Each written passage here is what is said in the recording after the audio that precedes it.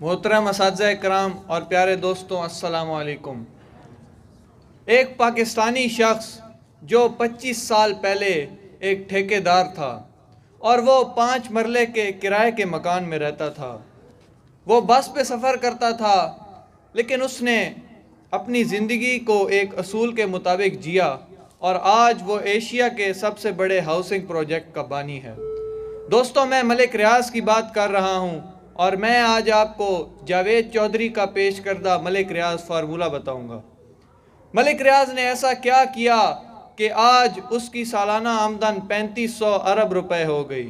इस आमदन का अंदाज़ा आप इस बात से लगा सकते हैं कि पाकिस्तान की कुल आमदन 5500 अरब रुपए है और मलिक रियाज की कुल आमदन 3500 अरब रुपए है।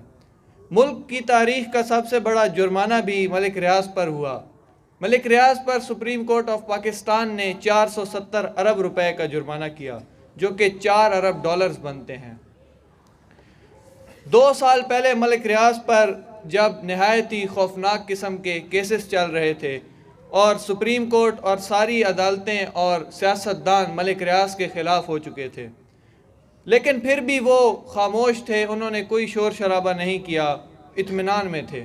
जावेद चौधरी ने उनसे पूछा कि आपके इत्मीनान की क्या वजह है, तो उन्होंने हंस कर जवाब दिया कि ये सारे मिलकर भी मेरा कुछ नहीं बिगाड़ सकते। जावेद चौधरी बहुत हैरान हुए। उन्होंने पूछा कि ऐसा क्या है कि आप इतने इत्मीनान में हैं। उन्होंने कहा कि मेरे सब कारोबारों में मेरा शराकतदार अल्लाह ताला है। मेरा जो भी कारोबार है उसमें अल्लाह ताला का हिस्सा मुकर्रर है और यही मेरी कामयाबी का राज है। इसलिए वो मेरा तो कुछ ना कुछ बिगाड़ सकते हैं, लेकिन अल्लाह की ज़ात का कुछ नहीं बिगाड़ सकते। तो दोस्तों, जब भी आप कोई काम करते हैं और उसमें आप कुछ हिस्सा अल्लाह ताला का मुकर्रर करते हैं, तो वो आपको कमी नहीं आने देता, बल्कि आपको अपने ख़जानों में से दौलत अता करता है। इसी तरह कई और मिसालें भी मौजूद हैं। जुनैद जमशेद का ब्रांड जब शुरू हुआ कपड़ों का, तो वो नहायत बुरी तरह से फ्लॉप हो गया। वो एक मौलाना नईम के पास दुआ के लिए गए।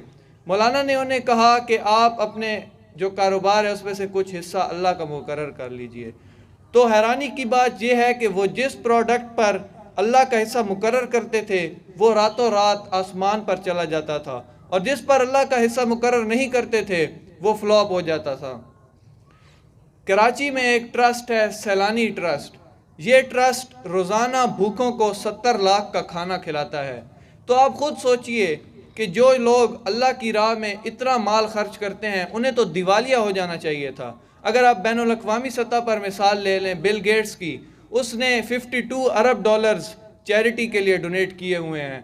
तो ऐसे लोगों को तो दिवालिया हो जाना चाहिए था जब वो इतना माल अल्लाह की राह में खर्च करते हैं, लेकिन नहीं, क्योंकि जो अल्लाह की राह में माल खर्च करते हैं, अल्लाह ताला उनको मदद फराहम करते हैं, उन्हें कमी नहीं आने देते।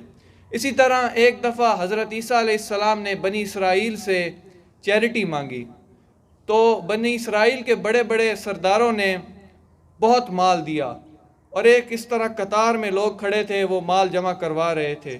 तो एक बूढ़ी अम्मा आई, उन्होंने एक सिक्का फेंक दिया उसके ऊपर। तो अल्लाह ने हज़रत ईसा से फरमाया कि पूरी बनी इसराइल की दौलत एक तरफ है और इस बूढ़ी अम्मा का एक सिक्का इन सब पे भारी है। उसकी वजह यह है कि बनी इसराइल को मैंने बहुत माल दिया, उसके मुकाबले में इन्होंने बहुत थोड़ी सी दौलत मुझे दी, लेकिन इस बुढ़िया को मैंने एक ही सिक्का दिया जो इसने अल्लाह की राह में ख़र्च कर दिया। तो इसका ये मतलब तो नहीं है कि आप अपना सारा माल अल्लाह की राह में ख़र्च कर दें, लेकिन आप आज से ये तहैया कर लें कि आप जितना भी कमाते हैं उसका 5% आप अल्लाह की राह में ख़र्च करें, और ये अहद करें कि जिस जिस तरह अल्लाह मेरे माल में इजाफ़ा करेगा, मैं भी अल्लाह का शेयर बढ़ाता जाऊँगा। इंशाअल्लाह कामयाबी आपकी होगी। शुक्रिया।